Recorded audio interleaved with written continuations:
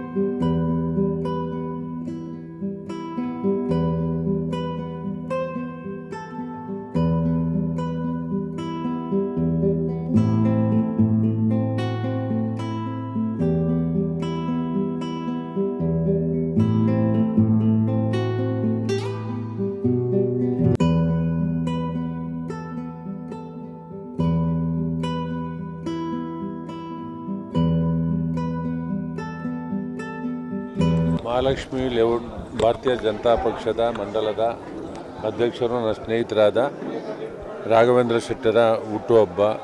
ಅವರ ಹುಟ್ಟುಹಬ್ಬಕ್ಕೆ ಭಗವಂತನಲ್ಲಿ ಕೇಳ್ಕೊಳ್ತಾರೆ ಅವ್ರಿಗೆ ಆರೋಗ್ಯ ಆಯಸ್ಸು ನೆಮ್ಮದಿಯನ್ನು ಕೊಡಲಿ, ರಾಜಕೀಯವಾಗಿ ಉನ್ನತ ಸ್ಥಾನ ಕೊಡಲಿ ಅಂತ ಅಂದ್ಬಿಟ್ಟು ಭಗವಂತನಲ್ಲಿ ಪ್ರಾರ್ಥನೆ ಮಾಡ್ತೇನೆ. ಮಹಾಲಕ್ಷ್ಮಿ ಲೇಔಟ್ ವಿಧಾನಸಭಾ ಕ್ಷೇತ್ರದ ಭಾರತೀಯ ಜನತಾ ಪಾರ್ಟಿ ಅಧ್ಯಕ್ಷರಾದಂಥ ರಾಘವೇಂದ್ರ ಶೆಟ್ಟರ್ದು ಇವತ್ತು ಜನ್ಮದಿನಕ್ಕೋಸ್ಕರ ನಾವು ನಮ್ಮ ಸ್ನೇಹಿತರು ಎಲ್ಲರೂ ಕೂಡ ಬಂದು ಅವರಿಗೆ ಭಗವಂತ ಒಳ್ಳೇದು ಮಾಡಲಿ ಅಂತ ಆಶಿಸಿದ್ದೇವೆ. ಒಳ್ಳೆ ಸ್ನೇಹಜೀವಿ, ಎಲ್ಲರೂ ಭಾಳ ವಿಶ್ವಾಸದಿಂದ ನಂಬಿಕೆಯಿಂದ ಪ್ರಾಮಾಣಿಕತೆಯಿಂದ ಕೆಲಸವನ್ನು ಮಾಡಿದ್ದಾರೆ. ಅವರು ನಮ್ಮ ಹತ್ರ ಆಗಲಿ ನಮ್ಮ ಶಾಸಕರ ಗೋಪಾಲನವ್ರ ಕಡೆ ಆಗಲಿ ಭಾಳ ಆತ್ಮೀಯವಾಗಿ ಇದ್ದಾರೆ. ಪಾರ್ಟಿಲಿ ಕೂಡ ಒಂದು ಒಳ್ಳೆ ಹೆಸರನ್ನು ಪಡೆದು ಕೆಲಸವನ್ನು ಮಾಡ್ಕೊಂಡಿದ್ದಾರೆ. ಕೊಟ್ಟಂಥ ಕೆಲಸ ಅಚ್ಚುಕಟ್ಟಾಗಿ ಮಾಡುವಂಥ ಮನೋಭಾವ ಬೆಳೆಸ್ಕೊಂಡಿದ್ದಾರೆ. ಹಾಗಾಗಿ ಅವ್ರು ಒಳ್ಳೇದು ಮಾಡಲಿ ಅಂತೇಳಿ 49 ವಸಂತಗಳನ್ನು ದಾಟಿ 50ನೇ ವಸಂತಕ್ಕೆ ಕಾಯ್ತಾ ಇದ್ದಾರೆ. ಭಗವಂತ ಒಳ್ಳೇದು ಮಾಡಲಿ ಅಂತ ಈ ಸಂದರ್ಭದಲ್ಲಿ ಕೇಳ್ತೇವೆ.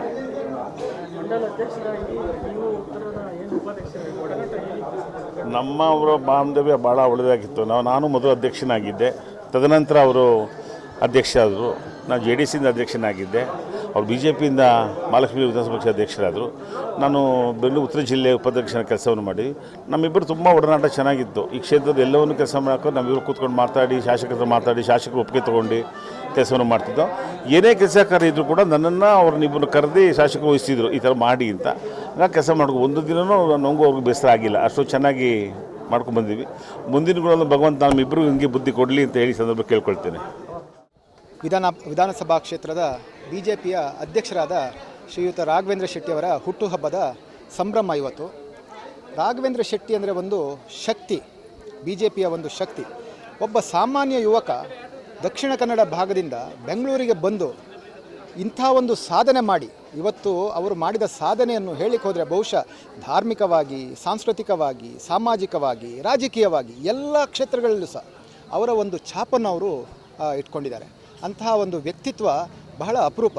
ಯಾಕೆಂದರೆ ರಾಜಕೀಯದಲ್ಲಿ ನಾವು ತುಂಬ ಜನ ನೋಡಿದ್ದೇವೆ, ಆದರೆ ಒಂದು ರಾಜಕೀಯದಲ್ಲಿ ಸ್ವಚ್ಛ ರಾಜಕೀಯ ಅಂತೇಳಿ ಏನು ಹೇಳ್ತೇವೆ ನಾವು, ಯಾವುದೇ ಫಲಾಪೇಕ್ಷೆ ಇಲ್ಲದೆ ಜನರ ಸೇವೆ ಮಾಡಬೇಕು, ಬಡವರ ದೀನ ದಲಿತರ ಸೇವೆ ಮಾಡಬೇಕು ಎಂಬ ಒಂದು ಆಕಾಂಕ್ಷೆಯಿಂದ ಬಂದು ಆ ಸೇವೆಗಾಗಿ ತನ್ನನ್ನು ತಾನು ತೊಡಗಿಸಿಕೊಂಡು ತನ್ನ ಬಿಸ್ನೆಸ್ ಅಂದರೆ ವ್ಯಾಪಾರ ಮತ್ತು ವಹಿವಾಟುಗಳನ್ನು ಸಹ ನೋಡಿಕೊಂಡು ಒಂದು ವ್ಯಕ್ತಿತ್ವವಾಗಿ ಅವರು ಬೆಳೆದಿದ್ದಾರೆ.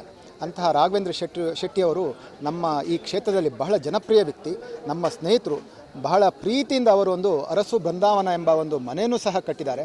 ಎಲ್ರಿಗೂ ಸಹ ಯಾರು ಬರ್ತಾರೆ ಯಾರು ಹೋಗ್ತಾರೆ ಎಲ್ರಿಗೂ ಸಹ ಅವರ ಆದರಾತಿಥ್ಯವನ್ನು ಕೊಟ್ಟು ಜನರ ಮಧ್ಯದಲ್ಲಿದ್ದು ಬೆಳೆಯುವಂತಹ ನಾಯಕನಿಂದಾಗಿ ಈ ರಾಜ್ಯಕ್ಕೆ, ನಮ್ಮ ಕ್ಷೇತ್ರಕ್ಕೆ, ನಮ್ಮ ದೇಶಕ್ಕೆ ಖಂಡಿತವಾಗಿ ಒಂದು ಒಳ್ಳೆಯ ಸೇವೆ ಅವರಿಂದ ಲಭಿಸಬೇಕಂತೇಳಿ ನಾನು ಶ್ರೀ ದೇವರಲ್ಲಿ ಪ್ರಾರ್ಥಿಸುತ್ತಾ ಅವರಿಗೆ ಆಯುರಾರೋಗ್ಯ, ಆಯಸ್ಸು, ನೆಮ್ಮದಿ, ಶಾಂತಿ ಎಲ್ಲವನ್ನು ಅವರಿಗೂ ಸಹ ಅವರ ಕುಟುಂಬ ವರ್ಗದವರಿಗೂ ಸಹ ಕರುಣಿಸಲಿ ಅಂತೇಳಿ ನಾನು ಆ ಭಗವಂತನಲ್ಲಿ ಪ್ರಾರ್ಥಿಸ್ತೇನೆ. ನಮಸ್ಕಾರ. ನಾವು ಈ ಸಮಾಜದಲ್ಲಿ ಹುಟ್ಟಿದ ಮೇಲೆ ಒಂದಿಷ್ಟು ಏನಾದರೆ ಸಾರ್ವಜನಿಕರ ಜೊತೆಗಿದ್ದರೆ ಹುಟ್ಟುಹಬ್ಬದ ದಿವಸ ತುಂಬ ಖುಷಿ ಪಡ್ತೀವಿ. ಕಾರಣ ಏನಂತ ಹೇಳಿದ್ರೆ, ನಾನು ಭಾಳಷ್ಟು ವರ್ಷಗಳಿಂದ ನನ್ನ ಜೊತೆಲಿರುವಂಥ ನನ್ನ ಸಹೋದರರು ಅಥವಾ ಸ್ನೇಹಿತರು ಅಂತ ಹೇಳ್ಬೋದು, ಭಾಳಷ್ಟು ವರ್ಷಗಳಿಂದ ನನಗೊಂದು ಹುಟ್ಟುಹಬ್ಬ ದಿನ ಯಾವತ್ತು ಬರ್ತದೆ ಅವತ್ತು ಅವರು ಸಂಭ್ರಮಿಸ್ತಾರೆ ಅಂತ ಹೇಳಿದ್ರು ತಪ್ಪಲಾಗಬಾರ್ದು. ಜೊತೆಗೆ ನಮ್ಮನ್ನು ಒಂದು ಭಾಳ ಖುಷಿಯಿಂದ ಇರಿಸ್ತಾರೆ ಆ ದಿನ. ಇವತ್ತು 29 ಏಪ್ರಿಲು ನನ್ನ ಹುಟ್ಟುಹಬ್ಬ ಇತ್ತು. ಬೆಳಗಿನಿಂದ ಸಾವಿರಾರು ಜನ ಬಂದರು. ನನ್ನ ಮಾರ್ಗದರ್ಶಕರು, ಹಿತೈಷಿಗಳು, ನಮ್ಮ ಶಾಸಕರು, ಮಾಜಿ ಶಾಸಕರು, ಇಲ್ಲಿನ ಎಲ್ಲ ಲೀಡ್ರುಗಳು, ಸ್ಥಳೀಯ ನಾಯಕರುಗಳು, ಹಾಗೆ ಅಭಿಮಾನಿಗಳು, ಬಂಧು ಬಳಗದವರೆಲ್ಲ ಬಂದುಬಿಟ್ಟು ಶುಭ ಹಾರೈಸಿದರು. ಆ ಶುಭ ಹಾರೈಕೆಗಳು ಅವರು ಆತ್ಮಪೂರ್ವಕವಾಗಿ ನಮ್ಗೆ ಹಾರೈಸಿದಾರಲ್ಲ, ಅದು ನಮಗೆ ಮನಸ್ಸಿಗೆಲ್ಲೋ ಒಂದು ಕಡೆ ತುಂಬ ಖುಷಿ ಆಗ್ತದೆ. ಈ ಸಮಾಜದಲ್ಲಿ ಮತ್ತಷ್ಟು ಸೇವೆ ಮಾಡಬೇಕು ಅನ್ನೋ ಒಂದು ಮನಸ್ಸು ಆ ಒಂದು ಸಂದರ್ಭದಲ್ಲಿ ನಮಗೆ ಮತ್ತಷ್ಟು ಕೂಡ್ಕೊಂಡು ಬರ್ತದೆ. ಒಂದು ದಿನ ಹುಡ್ತೀವಿ, ಒಂದಿಷ್ಟು ವರ್ಷ ಇರ್ತೀವಿ, ಯಾವತ್ತೋ ಒಂದು ದಿವಸ ಹೊರಟೋಗ್ತೀವಿ. ಇದರ ಮಧ್ಯದಲ್ಲಿ ನಾವು ಏನು ಮಾಡಿದ್ದೀವಿ, ಹೇಗಿದ್ವಿ, ಏನು ಮಾಡ್ತಾಯಿದ್ದೀವಿ, ಇದೆಲ್ಲ ನಾವು ಆಲೋಚನೆ ಮಾಡುವಂಥ ವಿಷಯಗಳು ಹೌದು. ಹಾಗೂ ಸಮಾಜದಲ್ಲಿ ನಾವು ಏನು ಮಾಡಬೇಕು ಅನ್ನುವಂಥ ವಿಚಾರ ಕೂಡ ಹೌದು. ನಮಗೂ ಒಂದಿಷ್ಟು ವರ್ಷಗಳಿಂದ ಬೆಂಗಳೂರಿನಲ್ಲಿ ಸುಮಾರು ಚಿಕ್ಕ ಹುಡುಗ ಇರ್ತಾನೆ ನಾನು ಬಂದೆ. ಅವತ್ತಿಂದನೂ ಒಂದು ತುಡಿತ ಮಿಡಿತಗಳು ಈ ಸಮಾಜದಲ್ಲಿ ನಾವೇನಾದರೂ ಮಾಡಬೇಕು, ನಮ್ಮ ನೆಲ ಜಲ ಭಾಷೆಗೋಸ್ಕರ ನಾವೇನಾದರೂ ಮಾಡಬೇಕು ಅನ್ನೋ ದೃಷ್ಟಿಯಲ್ಲಿ ನಾನು ಕೂಡ ಸುಮಾರು ಒಂದು 10 ವರ್ಷಗಳ ಕಾಲ ಕನ್ನಡ ಸಾಹಿತ್ಯ ಪರಿಷತ್ ಅಧ್ಯಕ್ಷನಾಗಿ ಭಾಳಷ್ಟು ಕೆಲಸ, ಮಲ್ಲೇಶ್ವರಂ ವಿಧಾನಸಭಾ ಕ್ಷೇತ್ರ ನಮ್ಮ ನೆಚ್ಚಿನ ಅಲ್ಲಿನ ಶಾಸಕರು ಅಶ್ವತ್ಥ ನಾರಾಯಣವರು ನನಗೆ ತುಂಬ ಕೈ ಜೋಡಿಸಿದ್ರು. ಅಲ್ಲಿ ಸಮ್ಮೇಳನಗಳು, ಇಡೀ ರಾಜ್ಯದ ಒಂದು ಸಾಹಿತಿಗಳನ್ನ ಕರೆದು ಸಮ್ಮೇಳನಗಳು, ಇಂಥದ್ದು ನಮ್ಮ ಭಾರತ ರತ್ನ CNR ರಾವ್, ರವಿಚಂದ್ರನ್ ಹಂಸ, ಇಂಥ ದೊಡ್ಡ ದೊಡ್ಡ ಗಣ್ಯರುಗಳ ಮುಖಾಂತರ ನಾವು ಕಾರ್ಯಕ್ರಮ ಮಾಡಿದ್ವಿ. ಮಹಾಲಕ್ಷ್ಮಿ ಹೋಟೆಲ್ ಅಧ್ಯಕ್ಷ ಆದೆ. ಇಲ್ಲೂ ಕೂಡ ಪ್ರಥಮ ಸಾಹಿತ್ಯ ಸಮ್ಮೇಳನ, ಅದು ನನ್ನ ಹೆಗ್ಗಳಿಕೆ ಅಂತ ಹೇಳಿದ್ರು ತಪ್ಪಾಗಲಾರ್ದು. ಈ ಒಂದು ವಿಧಾನಸಭಾ ಕ್ಷೇತ್ರದಲ್ಲಿ ಪ್ರಥಮ ಕನ್ನಡ ಸಾಹಿತ್ಯ ಸಮ್ಮೇಳನವೂ ನಮ್ಮ ಒಂದು ನೇತೃತ್ವದಲ್ಲಿ ನಡೀತು. ನಮ್ಮ ಗೋಪಾಲಣ್ಣವರು ಬಹಳಷ್ಟು ನಮಗೆ ಸ್ಫೂರ್ತಿ ಕೊಟ್ಟರು, ಸಾಥ್ ಕೊಟ್ಟರು, ಕೈ ಜೋಡಿಸಿದ್ರು. ಅದೇ ರೀತಿ ನಾವು ಒಂದಿಷ್ಟು ಉದ್ದಿಮೆದಾರರು ಹೌದು. ಈ ಒಂದು ಫೈನಾನ್ಷಿಯಲ್ ಸರ್ವೀಸಸ್ಸು ಅದು ನಾವು ತೃಪ್ತಿಯಿಂದ ಒಳ್ಳೆಯ ರೀತಿ ಮಾಡಿದ್ರೆ ಅದಕ್ಕಿಂತ ಒಳ್ಳೆಯ ಉದ್ಯಮ ಇಲ್ಲ ಅಂದ್ಕೊತೀನಿ. ಜನರಿಗೆ ಸಂದರ್ಭದಲ್ಲಿ ಅತಿ ಕಡಿಮೆ ಬಡ್ಡಿದರದಲ್ಲಿ, ಮುಖ್ಯವಾಗಿ ಬ್ಯಾಂಕ್ನಲ್ಲಿ ಹೋಗುವಂಥ ಎಷ್ಟೋ ಜನ ವ್ಯವಹಾರ ಮಾಡ್ತಿರೋರು ನಮ್ಮ ಹತ್ರ ಮಾಡಿದ್ರು. ಬ್ಯಾಂಕನ್ನೇ ಬಿಟ್ಬಿಟ್ರು, ನ್ಯಾಷನಲ್ ಬ್ಯಾಂಕ್ ಅವರು ವ್ಯವಹಾರನೂ ನಿಲ್ಲಿಸ್ಬಿಟ್ಟು ನಮ್ಮ ಹತ್ರ ಮಾಡಿದ್ರು. ಕಾರಣ ಏನಂದರೆ ಸಮಯದಲ್ಲಿ ಸರಿಯಾಗಿ ಒಳ್ಳೆಯ ರೀತಿ ಸಿಕ್ಕಿದ್ರೆ ಅವರ ಮಕ್ಕಳ ಮದುವೆ ಇರ್ಬೋದು, ಮಕ್ಕಳ ಎಜುಕೇಷನ್ ಇರ್ಬೋದು, ಅಥವಾ ಸೈಟ್ ತೊಗೊಳ್ಲಿಕ್ಕಿರ್ಬೋದು, ಮನೆ ಕಟ್ಟಲಿಕ್ಕಿರ್ಬೋದು, ವಿದ್ಯಾಭ್ಯಾಸಕ್ಕೆ, ಆರೋಗ್ಯಕ್ಕೆ, ಪ್ರತಿಯೊಂದು ವಿಚಾರದಲ್ಲೂ ಜನರಿಗೆ ಸಹಾಯ ಮಾಡುವಂತಹ ಒಂದು ಉದ್ಯಮನ ನಾವು ಸುಮಾರು ನನ್ನ ಜೊತೆಲಿರುವಂಥ 100 ಜನ ಒಂದು ನನ್ನ ಕುಟುಂಬ ಎಂಪ್ಲಾಯೀಸ್ಗಳ ಜೊತೆಲಿ ಸುಮಾರು 24 ವರ್ಷ ನಡೆಸ್ಕೊಂಬರ್ತಾಯಿದ್ದೀವಿ. ನಮಗೆ ಪಕ್ಷ ಒಂದು ಬದಿ ಆದರೆ ನನ್ನ ಮೋದಿಜಿಯವರು ನನಗೆ ತುಂಬ ಸ್ಫೂರ್ತಿ. ಮೊದಲು ಒಂದು 10 ವರ್ಷ ಹಾಗೆ ಪಕ್ಷದಲ್ಲಿ ಸಾಧಾರಣವಾಗಿ ಕೆಲಸ ಮಾಡ್ತಿದ್ದೆ. ಯಾವತ್ತು ಮೋದಿಜಿಯವರು ನಮ್ಮ ದೇಶದ ಪ್ರಧಾನಮಂತ್ರಿಯಾಗಿ ಚುಕ್ಕಾಣಿ ಹಿಡಿತಾರೆ, ಅಲ್ಲಿಂದ ಅವ್ರ ಸ್ಫೂರ್ತಿ ಮತ್ತು ಅವರ ಒಂದು ಅಭಿಮಾನದಿಂದ ನಾನು ಸುಮಾರು ದಿನದ ಒಂದು 5-6 ಗಂಟೆಗಳ ಕಾಲ ಈ ಭಾರತೀಯ ಜನತಾ ಪಾರ್ಟಿಯಲ್ಲಿ ಕೆಲಸ ಮಾಡ್ಕೊಂಡು ಬಂದು ತಕ್ಕದಾದ ಜವಾಬ್ದಾರಿಗಳನ್ನು ಪಕ್ಷ ನೀಡ್ತು. ಬೆಂಗಳೂರು ನಗರ ಹೋಟೆಲ್ ಮಾಲೀಕರ ಪ್ರಕೋಷ್ಠಕ್ಕೆ ನನ್ನ ಅಧ್ಯಕ್ಷರಾಗಿ ಮಾಡಿಬಿಟ್ಟು ಅಲ್ಲೂ ಒಂದಿಷ್ಟು ಕೆಲಸ ಮಾಡಿದೆ.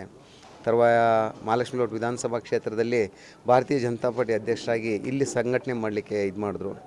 ಸಂಪೂರ್ಣವಾಗಿ ಒಂದು ಸಂಘಟನೆ ಮಾಡಿದ್ವಿ. ಗೋಪಾಲಣ್ಣವರ ಒಂದು ಸಹಕಾರದಿಂದ, ಅವರ ಒಂದು ಸ್ಫೂರ್ತಿಯಿಂದ, ನಮಗೆ ಸಪೋರ್ಟ್ ಪ್ರೋತ್ಸಾಹದಿಂದ ಸಂಪೂರ್ಣವಾಗಿ ಮಹಾಲಕ್ಷ್ಮಿ ಲೇಔಟ್ ವಿಧಾನಸಭಾ ಕ್ಷೇತ್ರದಲ್ಲಿ ಎಲ್ಲ ಮುಖಂಡರು, ನಾಯಕರು, ಕಾರ್ಯಕರ್ತರುಗಳ ಜೊತೆಗೆ ಒಂದು ಭಾಳಷ್ಟು ಬೆಂಗಳೂರು ಉತ್ತರ ಜಿಲ್ಲೆಯ ಒಂದು ಉತ್ತಮವಾದ ಸಂಘಟನೆ ಇಲ್ಲಿ ಮಾಡಿದ್ವಿ. ಆ ಸಂಘಟನೆ ಜೊತೆಲೂ ಒಂದಿಷ್ಟು ಜನರಿಗೆ ನಮ್ಮ ಗೋಪಾಲಣ್ಣವರು ಯಾವತ್ತೂ ಕೊಡುಗೈ ದಾನಿ ಅಂತಲೇ ಹೇಳಬೇಕು. ಕೆಲವೊಂದು ವಿಚಾರದಲ್ಲಿ ಅವ್ರ ಜೊತೆಲಿ ಒಂದಿಷ್ಟು ಜನರಿಗೆ ಸಹಕಾರಿಯಾಗುವಂಥ ಸಂಘಟನೆಗಳನ್ನು ನಾವು ಮಾಡ್ಕೊಂಡು ಬಂದ್ವಿ.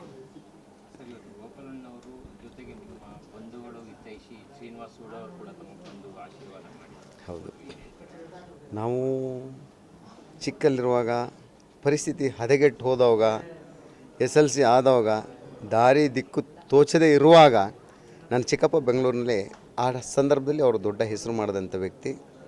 ಯಾವುದೋ ಒಂದು ಘಟನೆ ಆಯಿತು ಹಳ್ಳಿಯಲ್ಲಿ, ತುಂಬ ಕಷ್ಟ ಆಯಿತು. ಆವಾಗ ಅವ್ರು ಕರ್ಕೊಂಬಂದರು, ಕೆಲಸ ಕೊಟ್ಟರು. ಇವತ್ತು ನಮ್ಮ ಚಿಕ್ಕಪ್ಪವರು ವಾರಕ್ಕೊಂದು 4 ಸರಿ ಆದರೂ ನನಗೆ ಫೋನ್ ಮಾಡ್ತಾರೆ. ಅವ್ರಿಗೊಂಥರ ಹೇಳ್ತಾಯಿದ್ರು, ನೀ ನನಗೆ ಸ್ಫೂರ್ತಿ ಕಡೆಯ ಅಂತ ನಮ್ಮ ಚಿಕ್ಕಪ್ಪ ಯಾವತ್ತೂ ಹೇಳೋರು. ಅವತ್ತಿಂದ ಅವ್ರ ಜೊತೇಲಿ ಇದ್ವಿ ಒಂದು 10 ವರ್ಷ. ಆಮೇಲೆ ನಮ್ಮದೇ ಆದ ರೀತಿಯಲ್ಲಿ 24 ವರ್ಷ ಬಂದ್ವಿ. ಸುಮಾರು 34 ವರ್ಷಗಳ ಕಾಲ ಕೈಲಾದ ಕೆಲಸಗಳನ್ನ ಮಾಡ್ಕೊಂಡು ಬಂದುಬಿಟ್ಟಿದ್ವಿ. ಚಿಕ್ಕ ಏಜಲ್ಲೇ ಕೆಲಸಕ್ಕೆ ಸೇರೋದ್ರಿಂದ ಇವತ್ತು 49ನೇ ವರ್ಷ ಹುಟ್ಟುಹಬ್ಬ. 15 ವರ್ಷಕ್ಕೆ ನಾವು ಕೆಲಸ ಪ್ರಾರಂಭ ಮಾಡಿದ್ವಿ. ಏನು 35 ವರ್ಷ ಜೀವನದಲ್ಲಿ ಕೆಲಸ ಮಾಡ್ತಾರೆ ರಿಟೈರ್ಡ್ಗೆ, ನಾವು ಆಗಲೇ 49 ವರ್ಷಕ್ಕೆ ಮುಗಿಸ್ಬಿಟ್ಟಿದ್ದೀವಿ ಅಂತ ಈ ಸಂದರ್ಭದಲ್ಲಿ ಹೇಳಲಿಕ್ಕೆ ಇಷ್ಟಪಡ್ತೀನಿ.